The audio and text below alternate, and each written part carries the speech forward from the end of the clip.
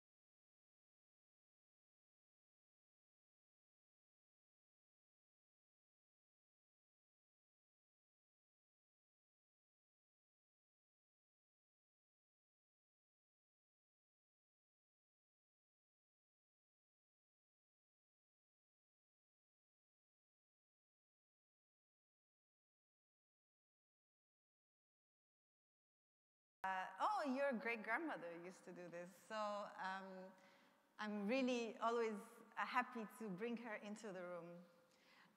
But what I want to say is these seed varieties that I'm talking about, including this watermelon, including this wheat, which is called Abu Samra. And Abu Samra literally means the dark and handsome one. Like when you say someone is Abu Samra, it's like that's a handsome thing. And we also refer to having, sometimes it's referred to as al-kahla, which means the one with the nice kind of eyeliner, if you will. But the reason these varieties are so important is not just because of our cultural heritage and because of biodiversity, but also because as we all are facing the major challenges of climate change, these varieties that have tolerance for heat, for drought, they actually are something that we're going to need more and more in the future. So for example, the watermelon I talked to you about is called Ba'al watermelon, and Ba'al is a Canaanite deity. It's a deity of fertility. And we still refer to these crops as Ba'al, which means basically rain-fed. And this watermelon, we actually use zero irrigation in growing these giant watermelons. It's about putting the seed in the right soil at the right time, and then trusting that it's going to give you a proper yield. But it's not just the watermelon. Our ancestors developed watermelon, okra, wheat, tomatoes, corn, all Ba'al, which means, again, rain-fed. And we have winter and summer crops. So in the summer, we have a food forest full of delicious crops using zero irrigation because these seeds are that resilient. And so as we think of ourselves, for example, and particularly in our community in Palestine, we have been taught that we are kind of worth nothing, that we have to wait for other people to give us something, and our minds have been for so many years colonized by so much self-hatred. These seeds come to offer us really the awakening of remembering that actually that is not true, that we are not only worth something and our lives are worth something, but we actually have something to offer the world, which is this genius development that our ancestors provided, which obviously is the case for most cultures around the world, including in Mexico, where we owe it to them that we eat corn. These are the first seeds of the watermelon that I was telling you about coming out of the drawer.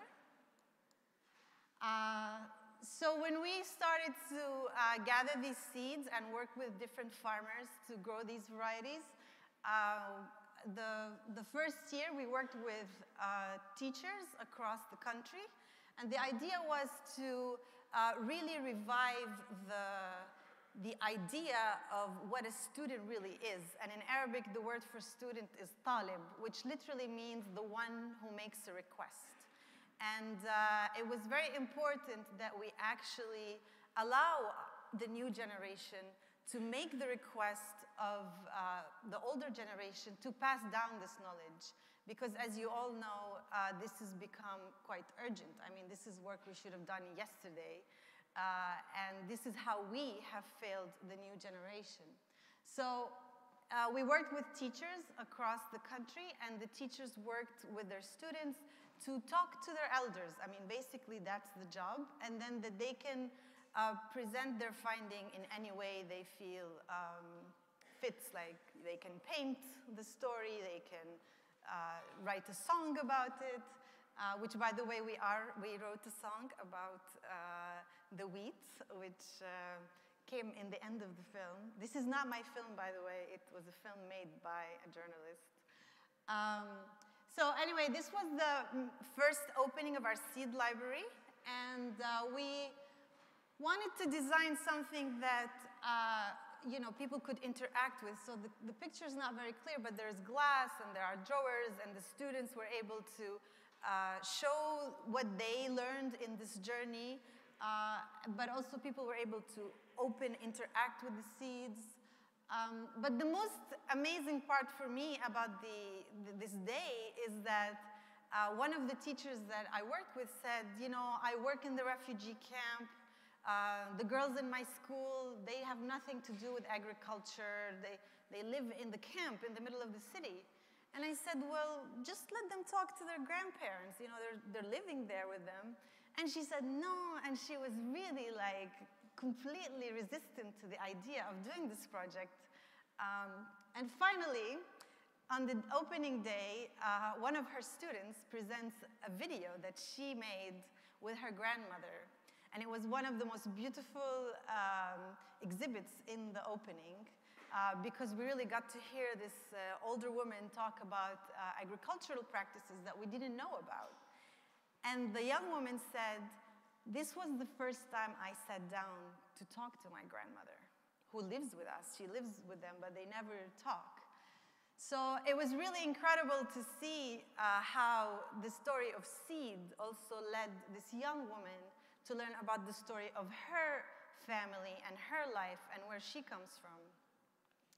And as we tell the story of our seeds, we understand, the value of the story isn't just that it's a romantic story, but as we were talking yesterday with my friend Matt here, the story really allows us to also kind of make sure that the life, how to say it, to make sure that we put claim as a community on our seeds, because as we know, all these companies that are trying to patent our seeds, and yesterday the discussion was how do we face this challenge of companies coming to put patent on life? And by telling our story, we are able to say, no, this is our seed, because look around, everybody knows the story of the dark and handsome wheat. Everybody knows the story of the giant Jadwai watermelon. Everybody knows the story of the Baal tomato. And so you cannot come and say that this is an exclusive right to one person or one entity. So when we think about seeds and the right of seeds, it's important that these stories help us to understand that seeds belong to community and not to company. This is our seed library today. And people come in and out of the seed library to check out seeds. They share seeds, and sometimes they bring seeds back. A lot of times they don't. But this is our traveling kitchen, which you saw also in the video. And we built this traveling kitchen that fits in the car, and we travel around. And the idea is to bring forward and forth the discussion about the importance of conservation, biodiversity, and cultural diversity within the context of biodiversity. So we are not just trying to save these seeds in isolation, but we understand that these seeds actually are part of a communal system that was developed, and an ecosystem also that's very particular to our climate. I want to say, do I have time to tell? Yeah, okay. In one of the stories of this traveling kitchen is that the great thing is sometimes you just don't know. You don't know if what you are doing means anything and or is going to impact anyone, but it's really like spreading seeds. And so in one community that we traveled to, all of a sudden a group of women, 19 women, came on a bus to the village from the city next door. And we totally freaked out, because how are we going to feed all these people? But all of a sudden the women took over the kitchen, and you can imagine everything was fine. But what came out of that is that the women decided that they are sick and tired of the terrible produce they were getting in the city, and they were going to start a co-op and start sourcing directly from the farmers in this village. And this was really important, because today just the idea that we went and cooked together resulted in today a community is feeding another community, and there's this exchange between producer and consumer, basically. This is also about our traveling kitchen. I like this picture to the right because in the work that we're doing, I guess it was in the beginning a very personal journey of kind of me trying to reconnect to who I am and to my sense of community within my own community, as I lived outside of Palestine for many years. And when I returned, I wanted to cook the things my mother made, and oftentimes I couldn't find some of the varieties. One of these varieties was a purple carrot, and it's a very particular kind of carrot that people used to eat more in Palestine, and we stuff it with pine nuts and rice, and we cook it. It's really delicious. And I went to look for this carrot also, and everybody also was like, oh, I don't have this carrot, I don't have this carrot. No, we're not carrying these carrots anymore. And then someone said, oh, maybe this guy sells some of these carrots. So I go to this guy, and he has a whole table of vegetables. I'm like, oh, fantastic, do you have the purple carrots? And he's like, no. I'm like, what is this? You do or you don't? Your no did not sound convincing. And then he lifts a tablecloth, and under the tablecloth is a crate of these purple carrots. And I said, well, do you have them? And he said, well, you know, somebody already ordered these. You can't show these to anybody. And all of a sudden, I found myself in a drug deal, not trying to buy carrots. So finally, this drug deal resulted in him giving me 2 carrots, and I took them home and I put them in the ground, and we made seeds. And it really was just a journey of me trying to eat my mother's favorite dish. But the reason I tell this story is because I've also noticed that when we work with young people in particular, and when we tell this story that, for example, wheat was developed in the Fertile Crescent in Palestine, in Syria, in Iraq, that the whole world eats biscuits and cookies and bread because of the genius of our ancestors, the kids' body language changes. I mean, they stand up straight, they start to smile, they become more curious. And that's really in the heart of what we're doing. While we are working on biodiversity, obviously, and seed conservation, what we're really trying to do is revive our sense of self-value as a people and see the beauty that lives within us, because it feels like in today's world, like the greatest revolutionary act is to actually love yourself and love your community, which everything around us is telling us that this is a crazy act because we should be angry all the time. And there's a lot to be angry about. But I guess as the seeds of life teach us, we could make a different choice. This is not a working picture. So yes, so now we currently work with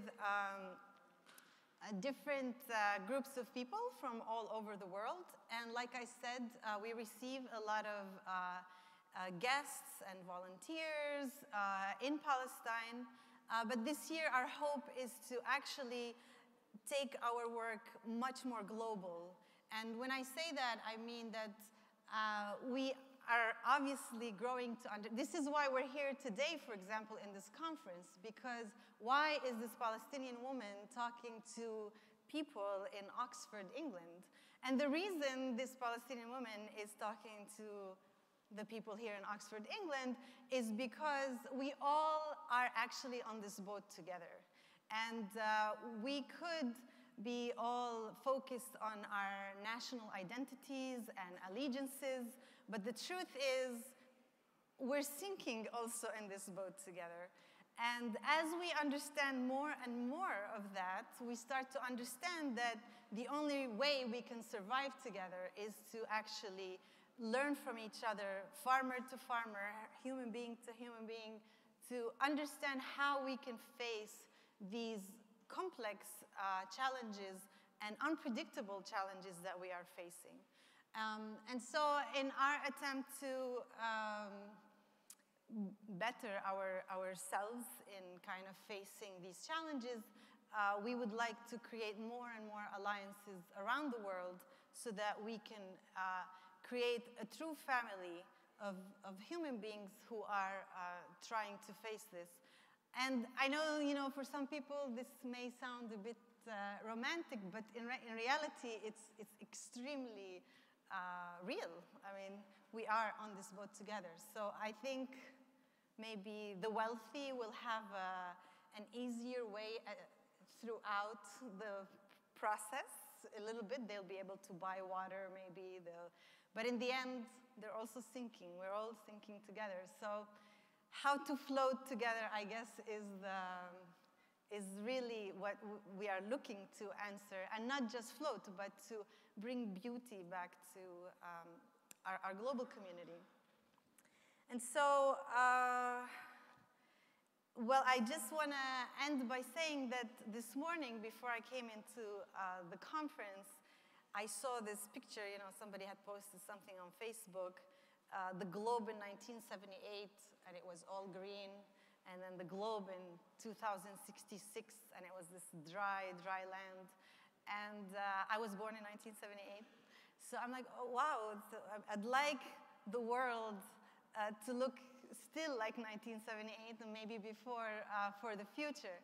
So again, I'm really excited to be part of this community here today and around the globe, where I know that many of you here are part of trying to keep the world green as we move forward. So thank you for listening to me, and just want to open the space for questions.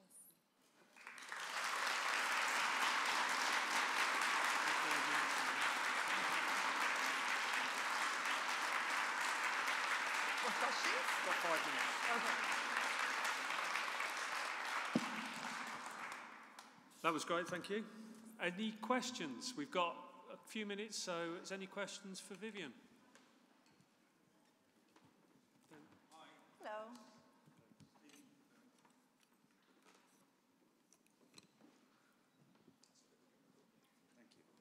Hi, Stephen Jacobs, Organic Farmers and Growers. I'm also chair of the Welsh Grain Forum.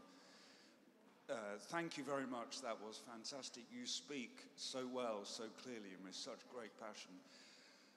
What we're doing in Wales is looking at old varieties, a very different situation to yours. We're not at war necessarily, and also we're not in a drought situation. But I wondered if we could look at seed swaps even across the regions.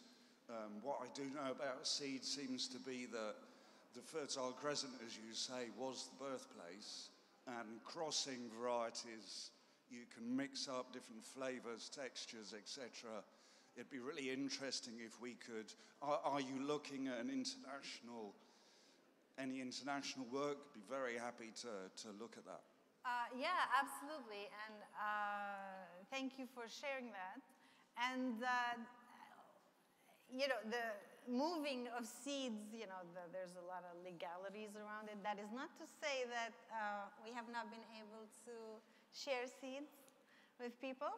And I think even though you're in Wales, and yes, we have different microclimates, like I said, for example, we are now able to grow things we weren't able to grow before. And there are things that, for example, there's a kind of cucumber that I sent to Belgium that's doing really well in Belgium. But for example, there's an aubergine that I sent to North Carolina that's not doing very well because of the humidity, but other things are. So I think that more and more we're going to share more seeds because we're going to need to. So I'll be more than happy to speak more with you about that. Anyone else? Oh, she's moderating. sorry, I saw it. Hi, I'm Kathy from Zaytoon. Really delighted to see you here today. I was just wondering and curious about the effect of having the stories valued around the seeds and placing a worth on the seeds themselves again, and how that impacts on the role of women in Palestinian society, because the women are, you talk a lot about the grandmothers as the holders of the recipes and the knowledge, and particularly as employment opportunities keep dwindling, and the men's role as breadwinners, and it's changing, I imagine. I just wondered if you could speak briefly about that. Sure. My favorite topic. Well, I think, okay, first I want to contextualize that I think the issue of our struggle as women is international. It looks different in different contexts, but I think we all suffer with patriarchy. Actually, men do too, in Palestine as well. But I want to say that for sure, women are definitely the ones that are actually keeping these seeds in a large part. And I always say that, you know, some people say, oh, this is great work, this is innovative. I'm like, this is not innovative. Every woman, every grandmother in Palestine, in her drawer somewhere, there's a box of old tin chocolate box. Usually it's this Quality Street chocolate, and that's their seed library. There's all the little seeds are in there. So I think that definitely it's important to recognize that it's mostly women who are actually saving the seeds. Although the men are more in the forefront, you know, when you see them. I'm getting nervous because he said 1 minute, so I'm not sure what... I think we're running out of time. So have we got time for one more? One more. I think you were first then. Hi, thanks very much for a very interesting and inspiring talk. I was just curious about what the farmers were saying at the beginning of the video around the kind of economics of getting consumers to be interested in these heirloom varieties and willing to pay for the potential higher costs. Has it just been a matter of kind of changing hearts and minds slowly, or have you been doing other things to sort of tackle that hurdle? Yeah, this is a great question, because actually what's happening in Palestine is the opposite of what's happening in Europe or in the United States, which is everything that the West has tried and it has failed now is being exported to Palestine, to Africa, to the Middle East, everywhere. Like things they didn't work, they are dumping on us. So KFC is closing shop in the United States. They're opening more and more joints in the Middle East and Africa. So I think it's important, the story of the seed and the story of like reviving our sense of self-worth for the consumer to understand that you don't have to eat KFC to be modern or to be good enough. In fact, you're better off if you eat your original food, right? But it is something that we are working really because we're working against a very strong neoliberal approach to development, that's saying we are developing agriculture here, eat these new giant strawberries, you know, your grandmother's strawberries suck, you know. So we are really against, what do you call it, against the stream. But I think we've been able to plant new seeds, and they are sprouting. Slowly but surely, because I think people are seeing the impact on their health. But how to translate that into what people are eating every day is becoming more and more possible, but it's still difficult because people economically are struggling a lot. So, but this gets into the question of like food equality and why, not just in places like Palestine, but I mean, I just came back from New York. I mean, if you go across the street in the Bronx, for example, people are not getting the good quality food they're getting in Manhattan, which is not fair. I mean, everyone should be able to have access to good food. But that's about food justice, though. And yeah, so we are trying to change the story, but long answer short is, you're right, and we hope through telling the story that we can push a different approach to market, which is one other thing that we would like to do, which is start a campaign, like a PR campaign in Palestine to raise awareness about these issues. But that requires a lot of, obviously, human resources and other resources, which we don't have yet, but we will one day. I think we've run out of time, but so just to say again, thanks very much to Vivian. Thank you, everyone. Thank you. Thank you so much.